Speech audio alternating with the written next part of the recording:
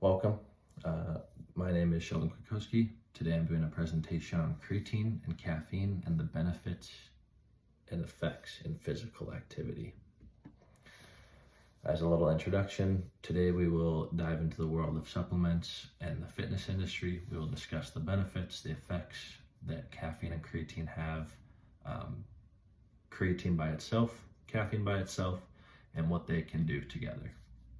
Creatine and caffeine are commonly used in the fitness industry by people of all ages, all fitness levels.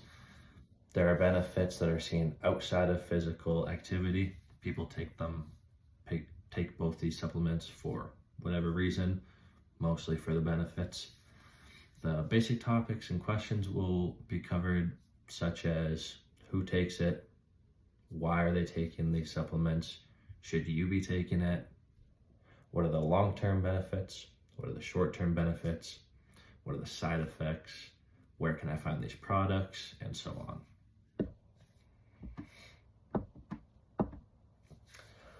What is creatine? More specifically, what is creatine monohydrate? Creatine monohydrate is a creatine molecule bound to a water molecule, and it is vital to make the distinction between all the multiple types of creatine. The reason behind this is because creatine monohydrate is the most studied creatine and the most common. The two main types, aside from creatine monohydrate, would be naturally secreted creatine and creatine monohydrate. Naturally secreted creatine comes from the liver and the pancreas and the kidneys. You can also source natural creatine from eating a lot of red meat or fish. Some people prefer to get their creatine intake that way, or just use what they have naturally. Creatine monohydrate is supplemented because it has been so well studied over the past few years. There's just more and more benefits coming out, which seems like almost every other month somebody's studying it and something better is coming out about it. It is very concentrated and it's a lot easier to get into your system from supplementing it rather than getting it through red meats or fish. How does creatine work and what are the benefits? Creatine monohydrate is ingested in the form of a powder, which is what I use, or can be ingested through the form of a pill. Creatine monohydrate supplementation can increase the creatine ratio in skeletal muscle tissue, thereby increasing the capacity for rapid adenosine triphosphate, or known as ATP, during repeated high-intensity exercises. Quoted by Wu, SH, and others, March 16, 2022. Many studies have shown that creatine has an impact on lean muscle mass and growth because of how creatine is ingested and bounded to a water molecule. It actually pulls the water directly into your muscle, making you not appear bloated because it's in your muscle, not sitting around it. It is also important to be mindful that the benefits from supplemented creatine only occur when taking a minimum of 5 grams per day. And lots of people miss this mark and they kind of write off creatine as a beneficial supplement because they're not dedicated to taking just 5 grams every day and drinking enough water. The benefits of creatine. A simple summary of the creatine benefits are the increases in muscle strength and power, the enhancement in exercise performance, especially in high intensity activities. It supports muscle growth and recovery, which is huge, so you can keep working out more and building more muscle.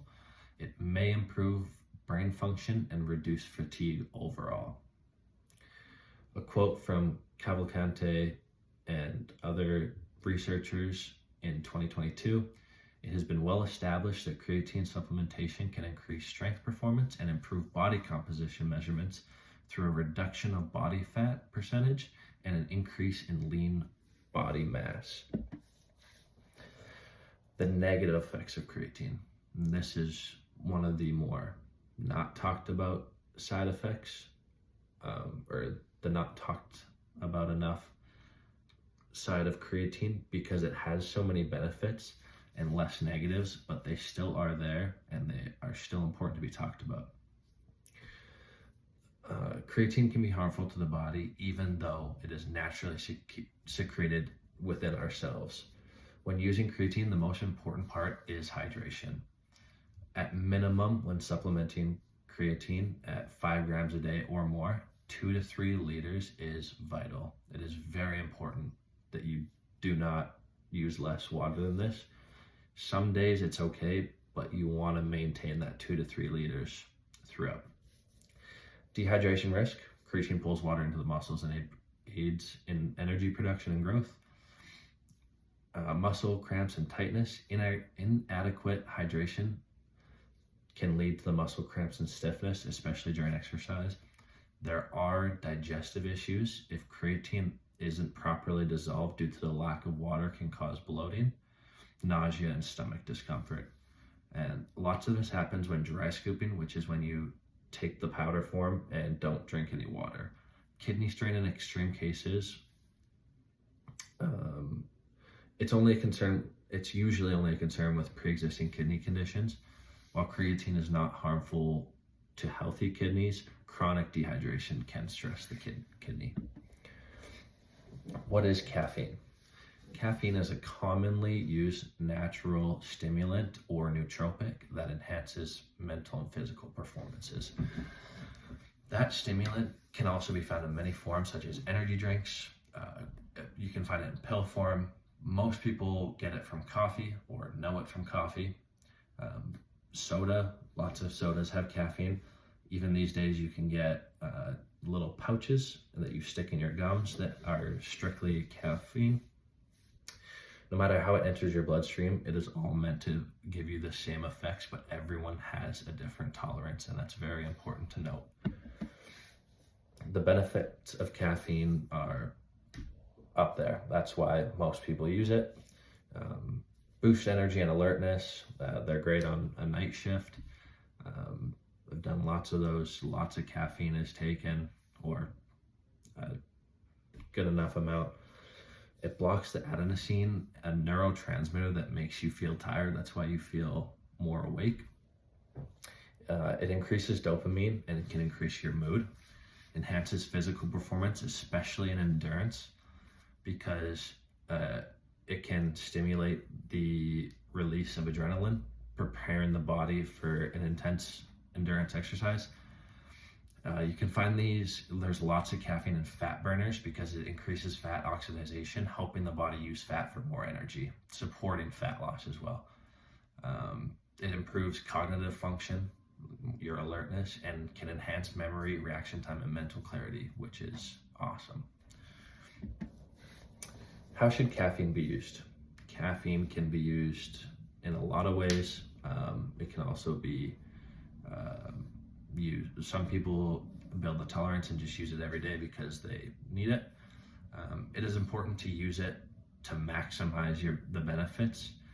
Caffeine is very accessible to everybody. You can find it in supplement stores, McDonald's, in your coffee, at home, anywhere, like gas stations, energy drinks, Costco. You'll find it everywhere. Suggested pre-workout 30 to 60 minutes before exercise for peak performance. Daily limit should be 200 to 400 milligrams, about 2 to 4 cups of coffee if that's your way you're getting it. That's the generally safe rule for the public. Side effects of caffeine. The side effects of caffeine are dependable based on your tolerance. The negative side effects can be sleep deprivation and insomnia. Caffeine has a long life, like if you take caffeine, it has an 8-hour life in your body. Increased heart rate and blood pressure, increased risk of getting anxiety or feeling the shakes, commonly from being over-caffeinated. Withdrawal or dependency, which you will see in a lot of people. Teachers, typically, lots of them do have a dependency on coffee because it's just so normal. You go 1, 2, 3 cups by lunch, and then you go without it, and it seems impossible. Headaches can be a symptom. Not every person who takes caffeine is going to get these side effects. Some people feel one symptom, some people feel all of them, some people feel none of them. Again, it depends on multiple factors such as your body size, how much you take, time of day, multiple factors. Can these two supplements work well together? Yes, they can. Many people, including myself, take them every single day. Together, they provide energy production and performance boost, which is great for physical activity. Creatine helps regenerate ATP, the primary source of short burst and high intensity activity. Caffeine reduces fatigue over endurance. You put them together, the combined effect would be more power, creatine, plus more endurance. Caffeine equals better performance, both strength and conditioning workouts. Final tips and takeaways. Creatine is good for many things if taken 5 grams every day and proper hydration, 2 to 3 liters minimum. Caffeine is an awesome nootropic when dosed properly. The combination of supplements have great impacts on physical and mental health within fitness or outside of fitness. The timing of taking these supplements, if you can take it every day at the same time, that's awesome. If you're going to work out, 30 to 60 minutes before will give you the best results. And water hydration, again, it's just super important. The evidence behind the use of caffeine at a dose of 6 milligrams to 1 kilogram of body mass at 1 hour before exercise will give a helpful boost to your body throughout exercise. Research done by Burke in 2008. Finally, I have my reference list for the information I used and the direct quotes. And thank you for watching my presentation.